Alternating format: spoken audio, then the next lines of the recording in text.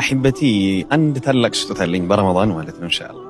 እንዴት እንደመጣልኝ አላቅም ይሄ ስጦታና እስኪ ረመዳን ላይ ያፈጠራችሁ ቁጭ ብላችሁ እናታችሁ ጋር ቁጭ ብላችሁ ኢንሻአላህ እስኪ ነይታችሁ እናታችሁን ሪከርድ አድርጓት። እስኪ ስትስቅ ስታወራ ብቻ የሆነ ወሬ ይፈጥራችሁ ሪከርድ አድርጓት። አይቃ ይሄን ያልኩት ለምንድን ነው አይታወቅም።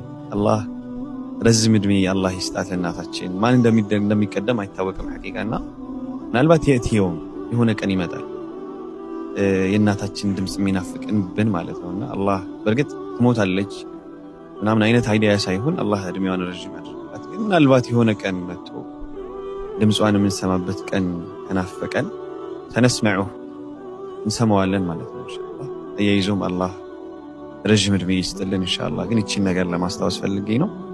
እናታችሁን የምትወዱ ኢንሻአላህ እናታችሁን የምትጠሩበትን ስም ኮሜንት ላይ ያስቀምጡልኝ ኢንሻአላህ።